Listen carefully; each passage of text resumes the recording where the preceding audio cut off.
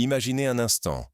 En une seule nuit, la sécurité d'Israël, réputée inébranlable, s'effondre sous les coups d'une attaque d'une audace inédite. 12 chasseurs iraniens traversent le ciel nocturne, frappant avec une précision chirurgicale. 30 postes militaires israéliens, dont plusieurs au cœur de Jérusalem, sont réduits à l'état de ruines fumantes. Les sirènes d'alerte retentissent, mais rien n'arrête la déferlante. Cette nuit-là, c'est bien plus qu'une opération militaire. C'est une onde de choc qui traverse la planète. Pour comprendre la portée de ce drame, il faut mesurer ce que symbolisait Israël. Une forteresse réputée imprenable, un modèle de technologie défensive, de renseignements redoutables, et surtout le protégé fidèle de l'Occident. Depuis plus de 7 décennies, ce petit État a construit sa réputation sur la dissuasion, l'innovation militaire et l'appui inconditionnel de Washington, de Londres ou de Paris. Jamais, pensait-on, aucune armée du Moyen-Orient ne pourrait menacer directement sa capitale, encore moins neutraliser tant de sites stratégiques en une nuit. Pour bien saisir le choc de cette attaque, comparons-le à d'autres moments historiques. En 1967, lors de la guerre des 6 jours, Israël avait détruit au sol la quasi-totalité de l'aviation égyptienne et syrienne en quelques heures, bouleversant l'équilibre régional. Cette fois, le scénario s'inverse. Ce n'est plus Israël qui surprend, mais Israël qui subit. Comme lors de l'attaque de Pearl Harbor en 1941, l'effet de surprise est total et l'impact symbolique dépasse de loin les dégâts matériels. Dans les capitales occidentales, la stupeur est palpable. À Washington, le Conseil de sécurité nationale se réunit d'urgence, rappelant les heures sombres de la crise des missiles de Cuba. À Paris, on convoque les ambassadeurs pour tenter de comprendre comment le système de défense le plus sophistiqué du Moyen-Orient a pu être ainsi court-circuité. À Londres et à Bruxelles, les chaînes d'information tournent en boucle, les experts s'interrogent. L'ère de la domination militaire occidentale touche-t-elle à sa fin? L'attaque ne se réduit pas à un simple revers tactique. Elle marque la chute d'un mythe, celui d'une supériorité technologique infaillible. Le fameux dôme de fer, vanté depuis des années comme un bouclier quasi imperméable, a laissé passer une pluie de missiles. Les images satellites montrent des cratères béants, des radars détruits, des dépôts de munitions en flammes. Pour la première fois depuis la guerre du Kippour, en 1973, Israël est perçu comme vulnérable dans son existence même. Mais alors, que s'est-il vraiment passé cette nuit-là? Pour le comprendre, remontons le fil des événements. Depuis des années, Israël s'appuyait sur une doctrine de dissuasion active. Frappe préventive en Syrie, opérations clandestines en Iran, surveillance électronique omniprésente. Cette stratégie, héritée des grandes puissances, repose sur l'idée que la meilleure défense reste l'attaque. Pourtant, à force de multiplier les interventions, Israël s'est exposé à l'usure, à la routine, à la sous-estimation de l'adversaire. L'Iran, de son côté, a métamorphosé son appareil militaire sous la pression des sanctions occidentales. Privé d'achat d'armes sur le marché international, Téhéran a investi massivement dans l'innovation locale. Drones, missiles balistiques, guerre électronique. Comme l'a fait la Russie face aux sanctions des États-Unis après 2014, ou la Chine après la crise de Tiananmen, l'Iran a transformé chaque restriction en moteur de créativité technologique. Chaque missile lancé cette nuit n'est pas qu'une arme. C'est le symbole d'une résilience, d'une capacité à transformer la contrainte en puissance. Pour Israël, le choc est d'autant plus rude que sa sécurité était devenue une évidence, une sorte de droit acquis. L'armée, omniprésente dans la société, le renseignement, considéré comme l'un des meilleurs au monde, et surtout l'assurance d'un soutien indéfectible des États-Unis. Les stratèges occidentaux, depuis la guerre froide, ont fait d'Israël un laboratoire de la défense moderne. Drones ultra sophistiqués, systèmes antimissiles dernier cri, réseaux de satellites. Le monde entier venait étudier son modèle. Pourtant, l'histoire regorge d'exemples où l'excès de confiance précède la chute. L'Empire romain, à son apogée, croyait ses frontières inviolables, jusqu'à ce que les Goths franchissent le Lym. La ligne Maginot, en France, était censée arrêter toute invasion allemande. Elle fut contournée en quelques jours. Comme eux, Israël a payé le prix d'une illusion de sécurité. L'attaque iranienne n'a donc pas seulement touché des cibles militaires. Elle a percé une armure psychologique. Les images de base en ruine sèment la panique dans la population. Sur les réseaux sociaux, les vidéos de l'attaque deviennent virales. Des familles entières cherchent refuge. Les lignes téléphoniques sont saturées. Le sentiment d'invulnérabilité, pilier de l'identité nationale, se fissure. Pour la première fois, la peur n'est plus réservée aux autres. Dans le monde politique, la défiance s'installe. Les partis d'opposition accusent les dirigeants d'avoir négligé les avertissements, d'avoir gaspillé des milliards dans des systèmes défaillants. Les militaires, eux, redoutent une crise de vocation. Qui voudra encore défendre un État que l'on croyait imprenable, mais qui vient d'être humilié? Cet effondrement de confiance n'est pas sans précédent. Souvenez-vous de l'Amérique après le 11 septembre 2001. La puissance la plus riche et la mieux défendue du monde découvrait sa vulnérabilité.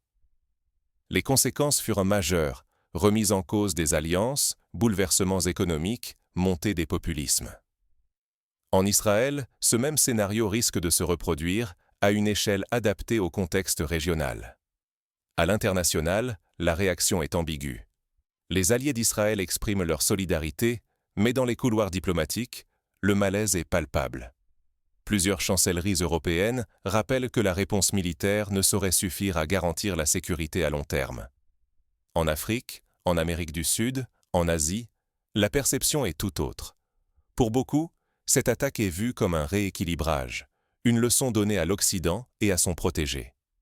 Les réseaux sociaux se font l'écho de cette lecture, qui oppose puissants et exclus du système international. Ce basculement rappelle d'autres épisodes fondateurs. Après la défaite de la France à Dien Bien Phu en 1954, l'image d'une puissance coloniale invincible s'est écroulée, précipitant la fin de l'Empire. De la même manière, la guerre du Vietnam a montré que la technologie et la supériorité matérielle ne garantissent pas la victoire. Aujourd'hui, Israël et ses alliés se trouvent confrontés à la même leçon d'humilité. Mais l'onde de choc ne s'arrête pas là. Sur les marchés mondiaux, la réaction ne se fait pas attendre. Le prix du pétrole s'envole, rappelant la crise de l'OPEP en 1973, quand une décision de quelques pays producteurs avait plongé l'Occident dans la récession. Les bourses de New York, Tokyo et Francfort plongent. Les investisseurs cherchent désespérément des valeurs refuges, comme l'or ou les crypto-monnaies. Dans les salles de marché, le souvenir de la crise financière de 2008 refait surface. À l'époque, l'effondrement d'une poignée de banques américaines avait contaminé toute l'économie mondiale. Aujourd'hui, c'est la stabilité géopolitique du Moyen-Orient qui vacille, menaçant les chaînes d'approvisionnement, les contrats énergétiques, la confiance des consommateurs.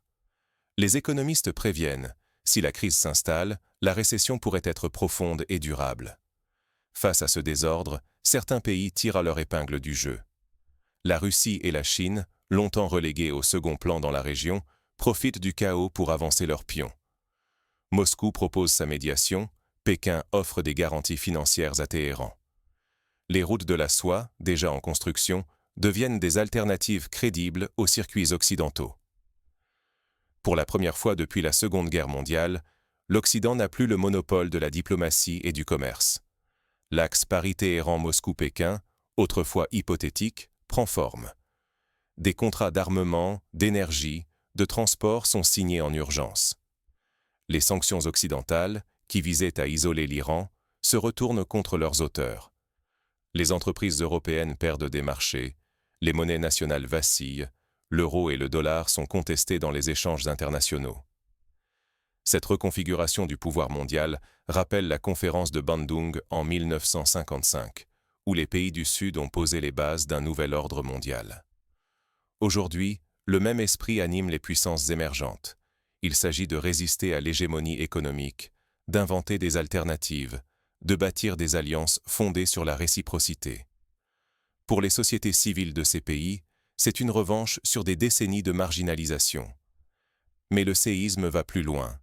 Il dévoile la face cachée du capitalisme contemporain. Les fonds spéculatifs, les marchands d'armes, les groupes de cybersécurité voient leurs profits exploser. Comme lors des guerres du Golfe ou en Afghanistan, les conflits deviennent des occasions d'affaires.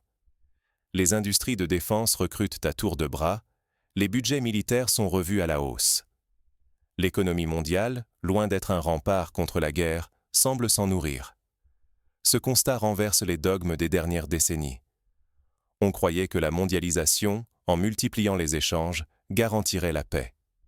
Or, l'interdépendance rend chaque crise plus contagieuse, chaque attaque plus déstabilisante. Les dirigeants occidentaux, pris à leur propre jeu, peinent à trouver des réponses. Le centre de gravité du monde glisse vers l'Est et avec lui l'espoir d'un nouvel équilibre. Pourtant, derrière la tempête des chiffres, une autre crise se profile, celle des valeurs et du sens. Depuis des années, l'Occident prône la démocratie, la paix, les droits de l'homme. Mais ses propres pratiques, sanctions sélectives, interventions militaires, soutien inconditionnel à certains régimes, contredirent ce discours. La jeunesse, en Europe comme ailleurs, s'en émeut. Manifestations, pétitions, boycotts d'entreprises. Les étudiants américains refusent que leurs universités investissent dans l'armement ou dans les entreprises complices des conflits. Ce réveil moral trouve un écho dans l'histoire. Après la guerre du Vietnam, une génération entière a remis en cause la légitimité de ses dirigeants. En Afrique du Sud, la mobilisation internationale contre l'apartheid a fini par imposer des sanctions et précipiter la chute du régime. Aujourd'hui, c'est la question de la justice universelle qui revient. Peut-on encore tolérer le deux poids, deux mesures? L'attaque iranienne sur Jérusalem agit comme un révélateur. Les réseaux sociaux s'enflamment, des hashtags appellent à la responsabilité collective. On exige que chaque État, chaque puissance, chaque camp soit jugé selon les mêmes critères. Des campagnes citoyennes réclament la transparence sur la vente d'armes, la fin de l'impunité des dirigeants. Partout, des voix s'élèvent. La paix doit cesser d'être un slogan et devenir une exigence concrète. Mais comment agir à notre échelle? L'histoire offre des pistes.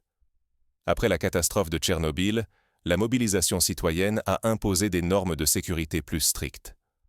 Après la chute du mur de Berlin, la société civile a joué un rôle clé dans la construction d'une nouvelle Europe. Aujourd'hui, chacun peut peser, en s'informant, en boycottant des produits controversés, en soutenant des ONG engagées, en interpellant ses élus. Des initiatives locales émergent, des collectifs organisent des débats, des ateliers d'éducation aux médias, des campagnes pour la transparence. À l'échelle internationale, des plateformes citoyennes surveillent les transferts d'armes, dénoncent les violations des droits humains, proposent des alternatives à la logique de confrontation. Même de petites actions, répétées à grande échelle, peuvent changer la donne. Le temps n'est plus à la passivité. L'immobilisme nourrit le statu quo, laisse le champ libre aux intérêts privés, aux stratèges cyniques, aux marchands de peur. Laisser faire, c'est accepter que la violence et l'impunité dictent la marche du monde. L'histoire le prouve. L'indifférence nourrit les tyrannies, affaiblit la démocratie, prépare les crises futures. Mais l'espoir subsiste. À chaque rupture majeure, des voix se sont élevées pour refuser la fatalité. Après la Première Guerre mondiale, la Société des Nations est née du refus de revivre l'horreur. Après la Seconde Guerre mondiale, les Nations Unies, la Déclaration universelle des droits de l'homme ont vu le jour. Certes, ces institutions sont imparfaites, parfois impuissantes. Mais elles témoignent de la capacité des sociétés à inventer, à se réinventer, à poser les bases d'un nouvel ordre. Aujourd'hui, la responsabilité nous incombe. Il ne s'agit plus de choisir un camp ou de soutenir aveuglément une puissance. L'urgence est de refuser la manipulation, de dénoncer la logique du choc des civilisations, d'exiger un système où la justice ne s'achète pas à coups de missiles ou de contrats d'armement. Il faut exiger que la paix soit fondée sur le dialogue, la confiance, la transparence. Rester spectateur, c'est accepter la perpétuation du cycle de la guerre, de la peur, de l'instabilité. C'est permettre aux puissants de confisquer l'avenir, d'imposer leur vision au détriment du plus grand nombre. Mais agir, c'est refuser d'être complice. C'est rappeler, comme l'a fait Václav Havel face au totalitarisme, que le pouvoir des sans-pouvoirs peut faire vaciller les empires. Ce choc géopolitique n'est pas un point final, mais une alerte. Il annonce la faillite d'un ordre fondé sur la répression, la peur, la promesse de puissance éternelle. Mais il ouvre aussi la voie à un réveil. Celui de sociétés qui refusent que la vérité soit dictée par les vainqueurs, qui croient à la primauté du droit, de la dignité humaine, de la justice partagée.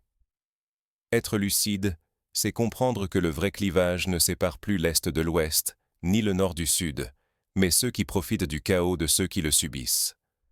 C'est refuser la neutralité confortable, prendre position pour la refondation d'un ordre mondial plus humain. L'avenir ne se jouera pas sur les champs de bataille, mais dans notre capacité à inventer, à débattre, à exiger un monde plus solidaire. Alors, que faire concrètement? Premièrement, s'informer, mais de manière critique. Multiplier les sources, confronter les points de vue, refuser la propagande. Les réseaux sociaux sont des outils puissants, mais ils peuvent aussi propager des fausses nouvelles. Apprendre à vérifier, à douter, à se questionner est essentiel. Deuxièmement, soutenir les médias indépendants, les ONG, les initiatives citoyennes qui œuvrent pour la transparence et la paix. S'engager localement, participer à des débats, organiser des conférences, interpeller les élus. Chaque action compte. Troisièmement, consommer autrement. Refuser les produits issus de l'industrie de l'armement, privilégier les entreprises éthiques, soutenir les labels responsables. Le consommateur a un pouvoir immense. L'histoire du boycott anti-apartheid en Afrique du Sud le prouve. Quatrièmement, encourager la diplomatie citoyenne. Inscrire la paix, la coopération et le dialogue au cœur des priorités, exiger des dirigeants qu'ils rendent des comptes, soutenir les processus de négociation. La pression de l'opinion publique a déjà permis d'arrêter des conflits, d'imposer des cessez-le-feu, d'arracher des compromis. Enfin, cultiver l'empathie. Refuser la déshumanisation de l'adversaire, reconnaître la douleur de tous les peuples, qu'ils soient israéliens, palestiniens, iraniens ou autres. La paix n'est pas la victoire d'un camp, mais la reconnaissance de la dignité de tous. En conclusion, l'attaque de 12 chasseurs iraniens sur 30 positions militaires israéliennes ne sera pas qu'un épisode de plus dans l'histoire du Moyen-Orient. Elle marque un tournant, la fin d'un cycle, le début d'un autre. Un appel à la lucidité, à la responsabilité collective, à la mobilisation pour un monde où la justice ne soit plus l'otage de la force. Le choix nous appartient. Subir ou agir.